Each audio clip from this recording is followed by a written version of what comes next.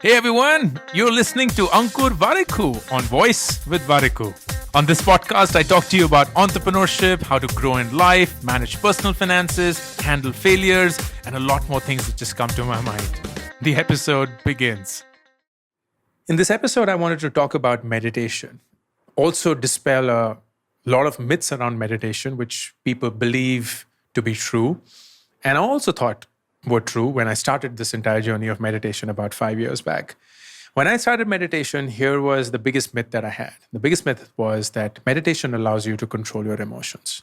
So if I'm feeling angry and if I meditate, I can control not being angry. I can choose not to be angry. I can choose not to be sad. I can choose not to be anything. It allows you a certain level of influence over your emotions. And after having meditated for 5 years and of course read a lot about meditation, I recognize that that is a big myth and the wrong understanding of meditation. Meditation isn't about controlling your emotions. It's about understanding your emotions. It's about becoming aware of your emotions. And there's a big difference in controlling and becoming aware. Let me share an example. Let's say you get angry and you get angry often. And if you get angry often, you would want to control it. But what we fail to recognize is that we get angry because of a reason. We all get angry because there is some unfulfilled need. So let's say we are sitting with our loved one, our partner, maybe our parents, our friends, and when we're speaking to them, they start looking at their phone. And that just boils us. We get angry. And if you really think about it, the reason why we get angry when someone's looking at the phone while we're talking to them is because we have this need to be heard, to be paid attention. And if we have that need not fulfilled, we get angry. And that is most likely the explanation for why we behave the way we do in that circumstance. Meditation allows you to get to this understanding. It will not get you to a point where you know how not to be angry. It will get you to a point where when you get angry, you will recognize why you're getting angry. You'll recognize that you are getting angry.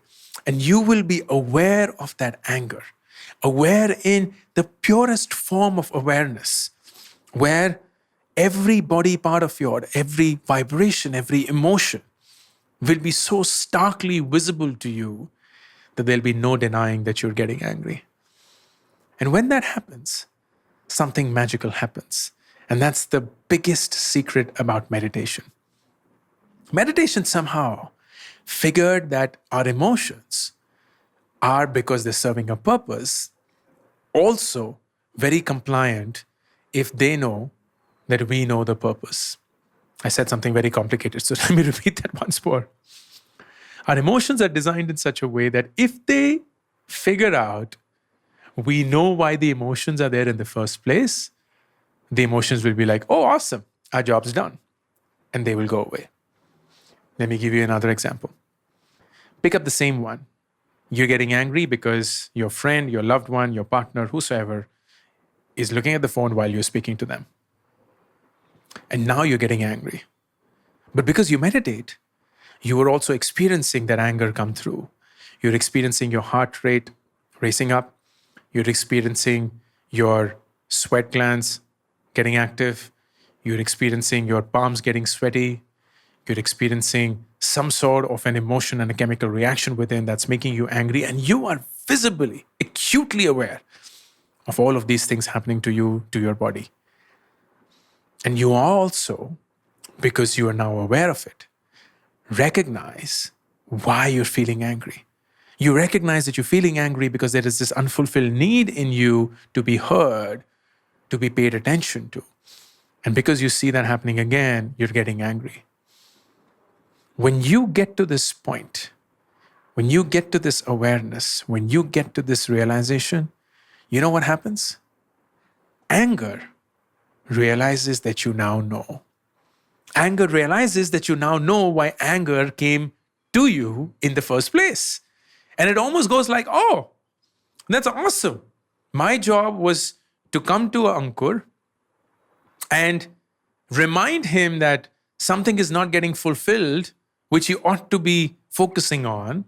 And this anger will be the way that he'll recognize this and make the other person also aware. But it seems that Ankur is already aware why he's getting angry. So you know what? My job's done. I'll just go away. And as crazy as it sounds, and I know that I'm sounding crazy right now, especially if you don't meditate, but as crazy as it sounds, the fact that you know that you're angry, your anger will go away. The fact that you are aware of your emotion will go away. And that is what meditation does. That's the power of meditation. It allows you not to control your emotions. It allows you a mechanism to be aware of the emotions that you're experiencing. And the minute you're aware of the emotions, you let go. You just instantly let go and it disappears. When it happened to me for the first time, I can't even begin to tell you how mesmerized I was. It was genuinely like a divine touch. It was almost as if I was God. I didn't need anyone else's help to get to any point in life, because now I was in some way not in control of my emotions, but so acutely aware of my emotions that my emotions could never get the better of me. And it took a really long time to get to this point. I started my meditation journey, as I said, 5 years back. I started it with an app called Headspace. It's run by this fascinating guy called Andy, who was once a monk, and he trained to be a monk. He then devoted himself to the entire learning and sharing of meditation as an art form.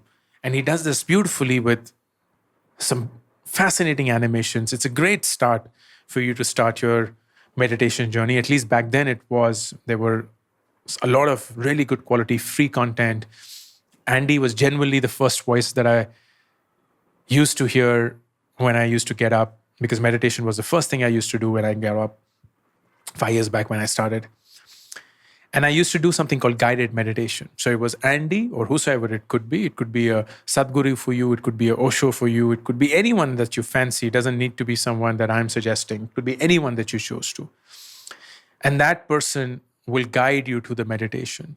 They will basically tell you what you need to do. Pay attention to your breath. Start deeply breathing. Start paying attention to that breath. Go down the body, right from your nostrils to your lips, to your throat, to your chest, to your stomach. And you will begin to see the vibrations, begin to feel everything that's happening. It will be hard early on because we're not used to spending time with ourselves, least of all witnessing and imagining our own emotions. But that's what it will train you. And that guided meditation is very useful in that part. I did that for about 10 minutes every day. It used to be the longest 10 minutes that I spent, the hardest 10 minutes that I spent in the day. But I'm so glad that I did that. And I did that for about a year and a half or so. And in that year and a half journey, I could move from 10 minutes to 15 minutes. That's the best that I could do. And then I moved to this app called Calm, which is what I've been using for the last 3 odd years. No different from Headspace, frankly. I wouldn't recommend one over the other. It's just that I prefer Calm today to Headspace. But the big shift that I did was I moved from guided to non-guided meditation.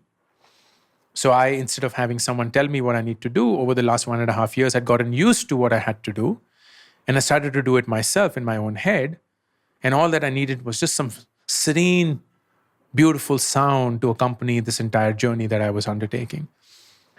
So today, and for the last 3 years, I listen to the sound of a lake with birds. So it's water and it's birds. There is no thunder, there is no rain, nothing like that. It's just water and birds. And it's the first thing that I start to do when I get up in the morning after I have my glass of water, which I take about 15 minutes to have. And it's beautiful. It's my way of getting up and not forcing myself to get up or rushing myself to get up.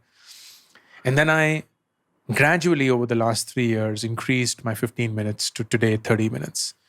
So today I sit for 30 minutes, sit in one position. I don't feel the need to move. I don't feel the need to change anything. I'm in that asana where you cross your legs and you just sit. I do have a back support. Ideally, you shouldn't have back support, but I do have a back support. And I don't move. I don't open my eyes. I don't move my hands. I don't do anything for those 30 minutes. I just have the background sound of running water and birds. Every 10 minutes, there is a bell that rings that reminds me of the time that I've spent. And I wait for 3 bells before I rub my hands, glance them over my eyes, and then open my eyes after 30 minutes. And in that time, the journey is usually about the first 10 to 15 minutes just goes towards flushing. And flushing is, there's just so much that you went through the previous day, maybe the dreams that you had while you were sleeping, all of those are just coming back. And it takes its time for you to get into that mode, that zone. And then towards the end, I'd say no more than 5-7 minutes is when I truly have that moment of emptiness, where I'm not feeling anything. If any emotion comes, if any thought comes, if anything distracts me, I become aware of it and I let go of it. I become aware of it, I let go of it. I become aware of it, I let go of it. And that just ends at the end of 30 minutes. I'm excited as I'm recording this podcast. It's the 19th of October, 2021, because in about a month, if everything goes right, I should be going for my first Vipassana, which is a 10-day meditation retreat, which is quite intense because as against the 30 minutes that I meditate every day, you're meditating for 12 to 16 hours every day. And you're not supposed to speak to anyone. You're not supposed to carry your phone. You're not supposed to carry a book. You can't read. You can't write. You're just in your room by yourself, not speaking to anyone for 10 days. And you're just by your thoughts. That's it. And I'm so looking forward to it because I think that'll be a great culmination of the 5-year journey that I've undertaken, which I'll strongly advise all of you to also undertake because it's a game-changing experience if you get to know and understand why you're feeling what you're feeling. All the best. Thank you for listening to this episode of Woice with Warikoo. To be notified of upcoming episodes, be sure to subscribe and follow the show on this app right now. Also, don't forget to rate and review the show because that just feels nice. Thank you.